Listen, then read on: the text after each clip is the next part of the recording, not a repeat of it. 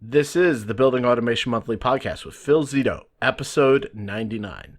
Hey folks, Phil Zito here, and welcome to episode 99 of the Building Automation Monthly Podcast. And in this episode, I'm going to be taking you through three different kinds of BAS installs. And we're going to be looking at this from a unique perspective.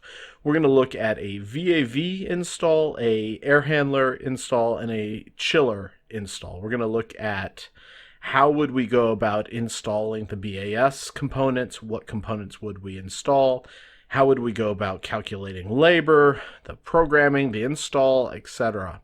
This is going to be unique in that it's going to kind of give you a perspective that whether you're an installer, a salesperson, a project manager, an engineer, doesn't really matter. You're going to take something out of this episode.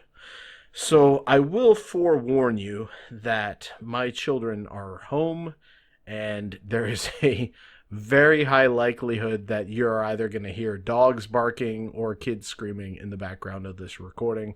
There's nothing I can do about that. That's the joy of having a recording studio in your house. So forgive me for that, but that's just the world I live in as being a father of three young children. All right. So let's get started. The first thing we're going to talk through is a VAV box, also known as a variable air volume box. It's used to control airflow that goes into a space or into a zone. Now, these are the most common devices that you will be installing, programming, selling, etc. for building automation. They're kind of the bread and butter. So it's really important that we deal with this first. And when you're looking at any of these systems through this episode, when we're looking at them, I'm going to break them out into three different categories. The first thing we're going to talk through is how do we go and figure out what components we need. So we'll talk through that. Then we'll talk through the process of installing the components, who's involved, kind of how we install them. And then the third process is going to be kind of programming, graphics, setup, etc. So this is going to be high level, but yet practical at the same time. So let's dive into VAV boxes. So the first thing we've got to realize with a VAV box is that it is the last leg of the system, the last leg of the HVAC system prior to touching the occupant. So in most systems, you will have an air handler that feeds into a VAV, and then the VAV feeds into the space, which conditions a space for the occupant. And in our case, what we need to do is we need to control a variable that is important to the occupant. And that variable most often is temperature. And sure, we sense humidity. Sure, we sense CO2 and other things in a space, but those things aren't controlled by a VAV box. Typically, a VAV box is going to control to one thing, and that is going to be zone temperature. So as we think about the VAV box and kind of the scope and what we're going to be doing, we're controlling the temperature. So we have a zone temperature sensor and a set point. We have a VAV box, which is a mechanical box. We have a VAV controller, which is a BAS field controller device, and that goes on the VAV box. So it mounts on to a damper actuator, or a damper shaft, which the VAV controller is a combination field controller / actuator. And some of these terms, they may not be familiar to you, in which case I encourage you to look at some common HVAC resources, look at my book, look at some of the articles on my website, and those terms will become more familiar to you. But really, a VAV is pretty simple. We just need to ask ourselves a couple questions. Is this VAV a heating or a non-heating? Because that determines if we will have some form of reheat control, as well as some form of discharge air sensing. And then we have to ask ourselves, is this a fan-powered or a non-fan-powered VAV box? Once we've asked those two questions, then we pretty much know everything we need to know about what we need to provide with that VAV box. But whether they're reheat, whether they're fan-powered, you're still going to provide the four common devices, which will be the field controller, the airflow sensor, which is usually built into the VAV box, the zone temperature sensor and associated set point. And then occasionally you'll have a transformer that's actually mounted at the box. Sometimes folks do it that way. Sometimes they mount transformers back at a central panel and run wiring to the controller. So that's your parts and pieces, right? Pretty simple.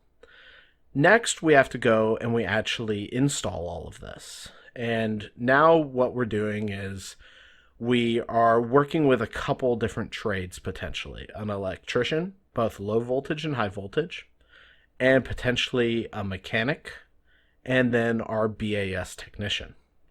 Now, depending on how you execute things in your shop, you may go and do everything all at once yourself, or you may go and subcontract an electrician. But typically a VAV box install, even a reheat or fan-powered VAV box install, it should not take more than about 20 to 30 minutes if it's a fan-powered box, and more like 10 to 15 minutes if it's a cooling-only box. That's taking time to find the box, put a ladder up, you climb up the ladder, you make sure that the VAV box is either fully open or fully closed. That depends on how you want your VAV box controller to fail. Typically, you want them to fail open. And the reason you want them to fail open is so that if you have a bunch of airflow coming from an air handler, you don't want all these boxes to be closed in case they lose power somehow. So you have them fail open.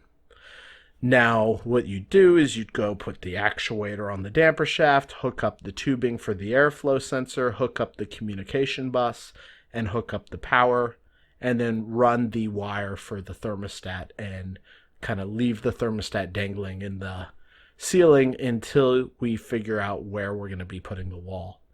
And that's it. I mean, that's install for a VAV box. It's really, really simple. And then programming is usually pretty turnkey. We'll go and we'll put in a common program in the field controller. They usually don't change, especially for cooling only. And then we will go and map those points into the controller and map those points from the controller into the supervisory device. And then put them on a graphic, set up any alarms and trends, and Bob's your uncle, you're done. I mean, it's really, really simple. And this theme of simplicity actually can follow from VAV boxes to air handlers to chillers. I think folks get really, really hung up as they get to quote unquote more complex systems, but they don't realize that actually they're not that much more complex. There's just more points.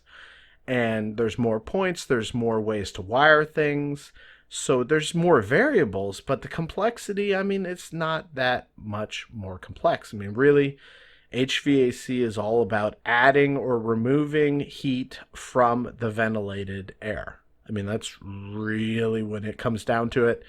Your chillers are removing heat from air, and your boilers are adding heat to air. I mean, that's it in a nutshell. Very, very simple. So recapping on VAV boxes, we've got about 4 common points that we're looking at. We install them, we address the device, we wire the device, terminate and mount the device, and then we add a program, map that back to a supervisory device, and add it to our graphics and our alarms and our trends. Fairly simple, right? Pretty cut and paste.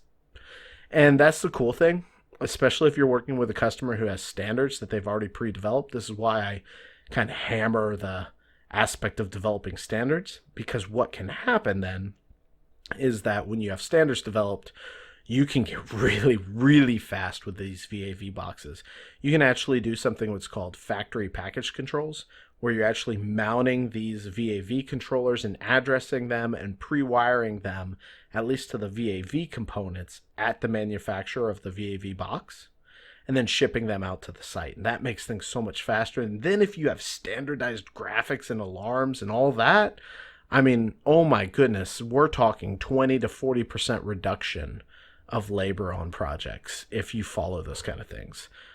Whenever anyone asks me, should I do factory package controls, my answer is almost always yes, because of this exact reason. You get such a return from the labor that you put in up front because you're going and just able to do them almost assembly line like at the manufacturer who's creating the box. Yeah, there's some logistics and coordination issues that you have to deal with that you wouldn't otherwise have to deal with, but the return is just so much higher.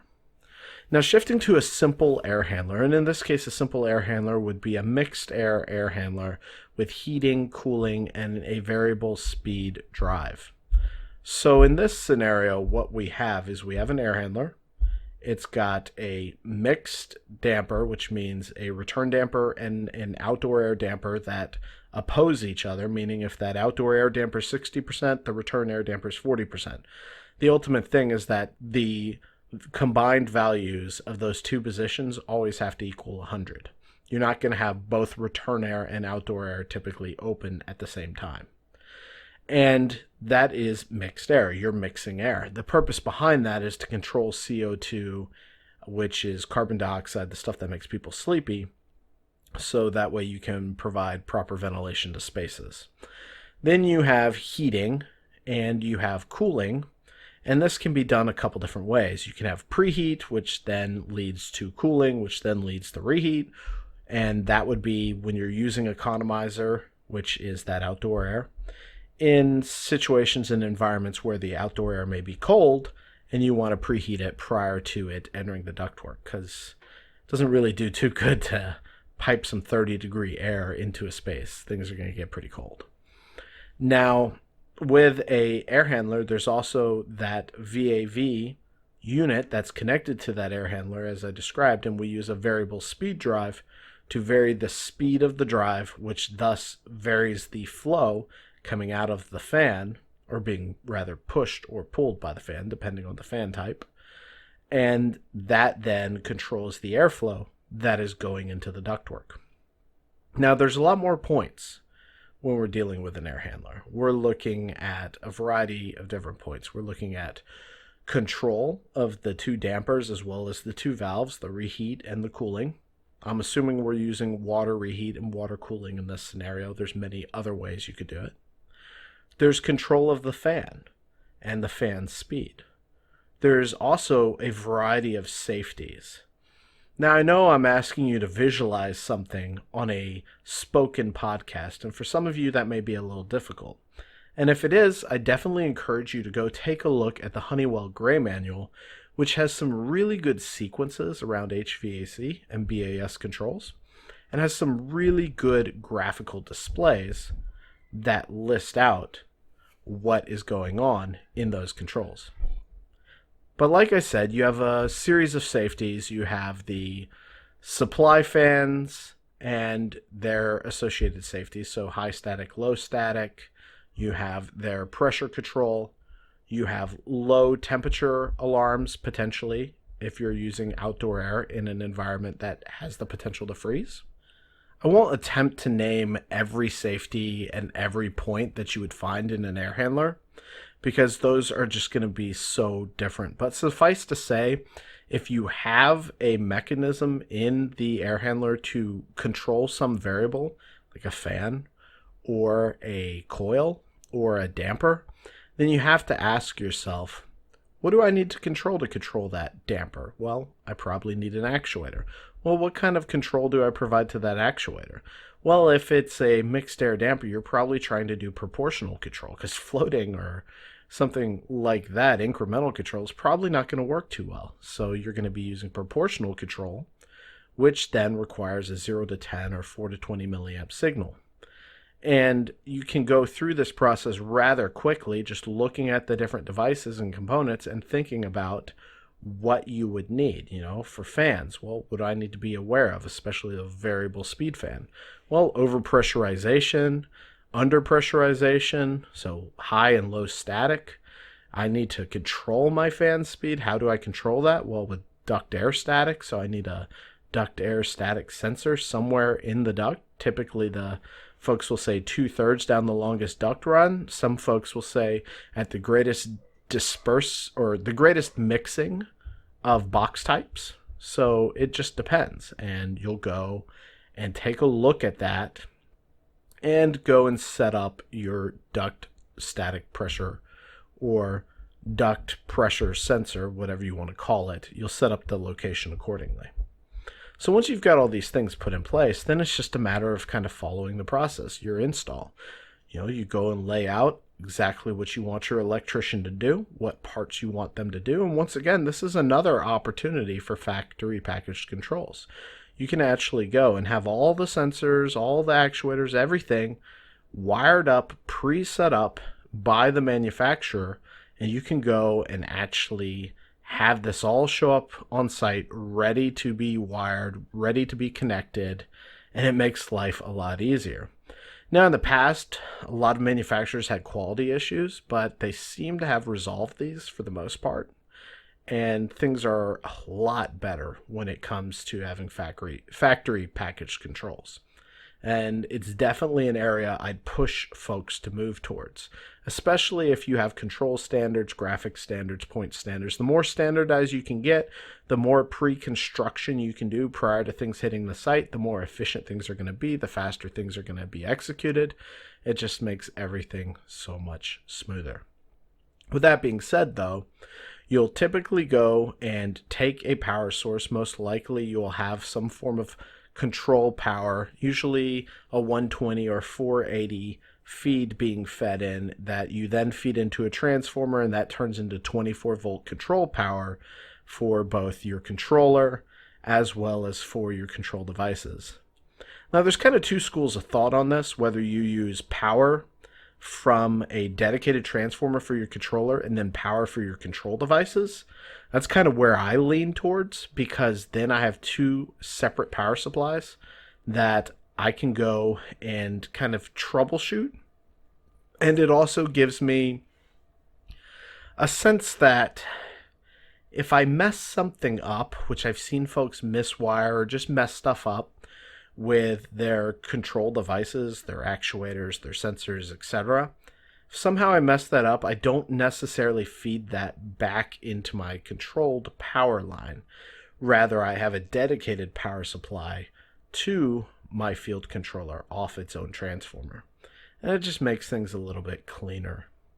Now, another thing that you need to factor in, okay, so you go and you do all this wiring. I don't necessarily see folks mess up wiring. I mean, a basic air handler, you can wire that up in a matter of hours, especially if you're using factory packaged controls. You can then do that in much less than several hours. You can almost do that in whatever amount of time it takes you to just connect the Molex connectors once the unit's actually assembled. But what I caution folks to do is to get really tight on their safety circuits. Now, a safety circuit, what that is a circuit that you run your major commands through. So, for example, your fan command. That may have a safety circuit where you look at the smoke alarm and you look at, is your damper actually open? And this is very common on a 100% outdoor air unit, where if the damper's not opened, it's going to be a very bad day for someone, because you're going to suck ductwork into that fan potentially. In which case we want to go and say, okay, well, we're going to go and have a safety circuit that we run our command wires through. And these are relays that the relays get closed if the safeties are made. Once again, I won't dive too deep in that. That's something I go through in great detail in my Building Automation's Fundamentals course. But suffice to say, it's one of the main areas that you should be focusing on when you're working on large, complex systems. Now, like I said, so an air handler, we have our fan, we have our discharge air pressure, we have a discharge air temperature sensor typically. We'll typically have our control of our chilled water supply, or our chilled water valve, as well as our reheat valve or preheat valve, or both. Control of our dampers, mixed air low temp alarms, as well as potentially a mixed air temperature alarm or temperature sensor. And we'll wire all these back into a field controller. Now, the programming here, This is where things start to get a little unique. You may have to make minor tweaks.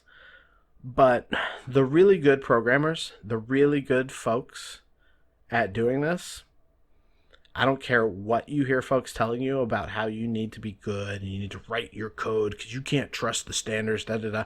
The standards are standards for a reason. They've been proven out to work in pretty much almost 90% of the applications. And the really good programmers, if you sit down with them over a beer, what they'll tell you is that they actually take the standards and they may tweak them just a little bit. But no one goes and writes an air handler program from scratch. If you're doing that, then I have no other way to tell you than you're pretty freaking stupid. Because, I mean, you're wasting a ton of time. What you should be doing is taking a standard air handler template, because there are just so many out there, and tweaking that. Yeah, you may run into some really friggin' weird sequences out there, but you should not be rewriting things from scratch. There are so many common design patterns in discharge air resets, in economizer control, in mixed air temp control, in PID state control of cooling and heating.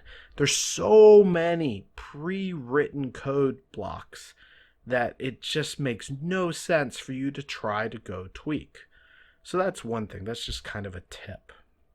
But in reality, an air handler should take you anywhere from 2 to 4 hours to program, depending on its complexity, because you'll run it through a virtual test bed and just make sure that the code is actually turning on the things that need to be turned on and turned off.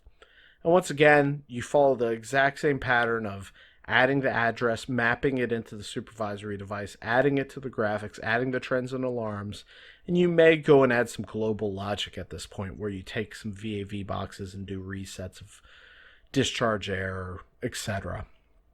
But the point here is that there's nothing new under the sun. I really want you to come out of this episode with a feeling that, this isn't that hard, because there's really not. I know I've been doing this for years upon years, and it's easy for me to say this isn't really that hard. But I mean, so many folks who just have this insurmountable mental block that programming or scoping or installing BAS components is just impossible, when it's not. It's not that hard. You can do this. I really want you to come out of this episode with a comfort, hearing me describe these systems with such simplicity and such ease. I want you to feel like, if I could just figure out the basic components, if I could figure out the basic sequences, I could do this. Because that's really what it comes down to. As I look back at my career, as I look back to where I started, barely understanding the fundamental pieces of HVAC, to leaving the industry to start this business, and by the time I left, I was leading the integration program for a Fortune 100 company. And I think about that and I'm like, well, it all comes down to mastering a couple key concepts. One of which is just understanding the basic components and the basic sequences. And once you get that, all this stuff is going to come together. It's really not that difficult.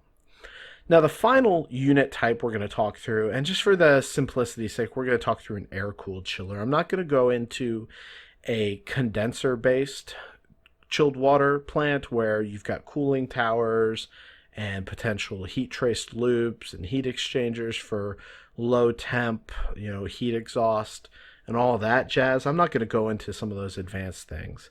I'm just going to talk about a simple air-cooled chiller that is taking heat out of the building using that simple refrigeration process. And once again, very simple, right?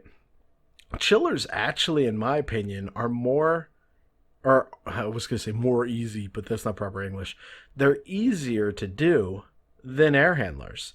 You see, air handlers have so many variables, but chillers in reality, you've just got chilled water temp. I mean, that's pretty much it. You have to decide, am I going to control chilled water supply, or am I going to look at chilled water return and kind of figure out my delta and go from there? I tend to control chilled water supply. And what you do is you turn on your chiller, you give it an enable point, you then go and open your isolation valves. Then you give your chiller a run command, and some chillers this will look a little different, whereas you go and open your isolation valves and then you give your chiller a run command. But or an enable command. It just depends. Typically what I see is you enable the chiller, you open the isolation valves, then you give the chiller a run command, then you go and turn on your pumps. Or you may turn on your pumps and then give them a run command. The thing is that your chiller needs to have its valves open so that it can get flow, and then the pumps need to be on so that there's water flowing, and then the chiller will turn itself on. It has internal safeties, typically, that say, oh, there's no flow status, I'm not going to turn on. But basically, when we're looking at a chiller, we're looking at an enable, a status point, 2 valve commands for return and supply valves, and 2 temperatures with your supply and temp, and then 2 pumps, usually a chilled water supply, and maybe, depending on the loop, you may have a return pump, but typically you just have a supply pump. All right, and that's the chillers. I mean, super easy for an air-cooled chiller, and it's a little more complex with primary, secondary loops or decoupled loops or things like condensers, cooling towers, etc. But for the most part, it's going to be pretty much that simple. So you've got your chiller. You've got your chiller enable and or run command or both. You've got your isolation valves. You've got your pumps, your pump status, your temperatures, and maybe a chilled water set point as well. And that's it. That's all you've got to do as far as points. Pretty simple. Not a lot of sensors that you need to have. You'll have actuators for your isolation valves.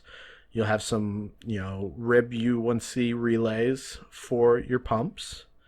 You'll have status outputs for your flow status. You'll have a RIB U1C and a status as well for your chiller enable and status. And then you'll have some temperature sensors, usually some well sensors. You don't typically use strap-on sensors because they're not as accurate. You'll usually use immersion well sensors that you'll put a well into the water, and then that well will have some conductive material in it. I think it's silicone if I remember correctly. But that will conduct the heat transfer to allow that sensor to know what temperature it actually is in that water. And that's it. I mean, that's the sensors and the devices. Pretty simple, right? And then you go and you do your programming following that same rule from air handlers. You're not writing this stuff from scratch. You may have to do a lead lag sequence. You may have to do some chilled water reset. You may have to do a staging sequence. But the thing is that all of those sequences, all of those programs, they've been written hundreds, if not thousands of times before.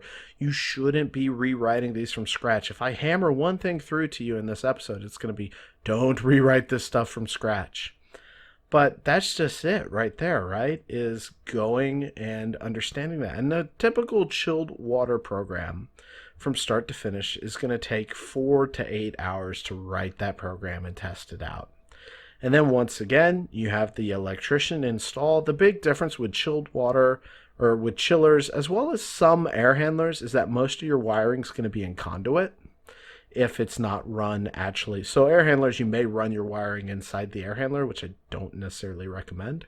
I've seen coils melt wires and fan blades catch wires and rip them off of the wall that they're zip tied to and stuff like that. But what you can typically go and do is run your wiring, run your sensors, run everything in EMT conduit, and just simply call it a day. So there will be some extra time for that from a labor and cost perspective. And typically chillers, you're not going to be doing factory package controls on. Sometimes chillers will have control boards that you'll tie into via BACnet IP. Even then, though, you'll usually have hardwired commands to them to offset those BACnet IP control boards, just in case you have network connectivity loss. And with that, then you map everything back into the supervisory device. You go and you create your graphics, maybe some resets with global logic, trends, alarms, and call it a day. So folks, I mean, that's it, right? 3 different systems I've walked you through here. I've talked you through the points.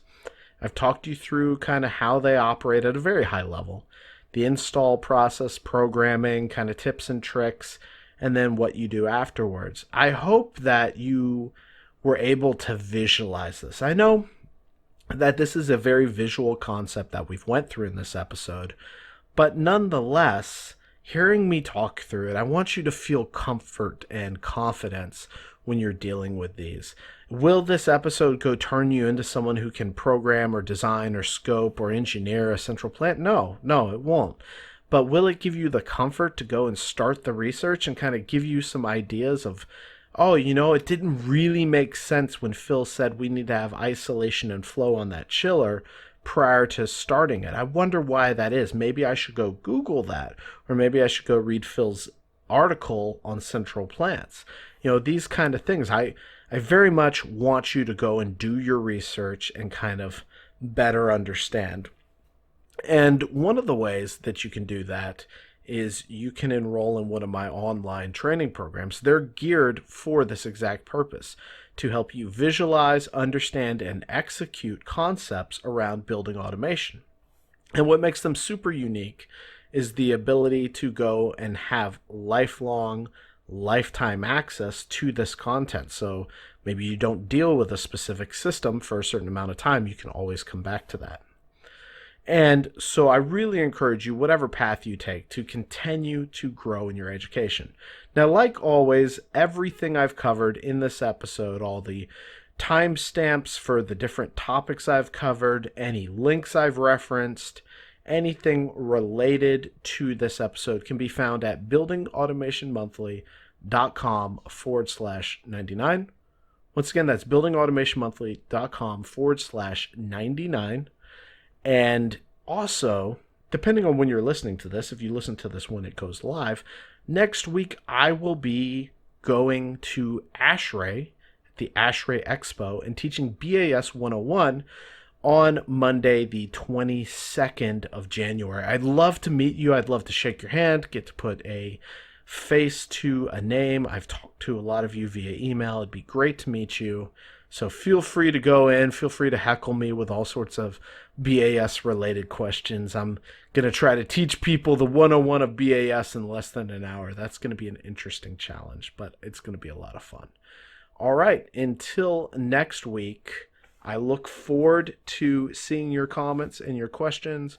Be sure to check out the show notes page at buildingautomationmonthly.com/99 and continue to grow in your building automation knowledge. I look forward to you having an awesome 2018. Thanks a ton for listening, and I'll see you again next week in episode 100. Thanks a ton. Take care.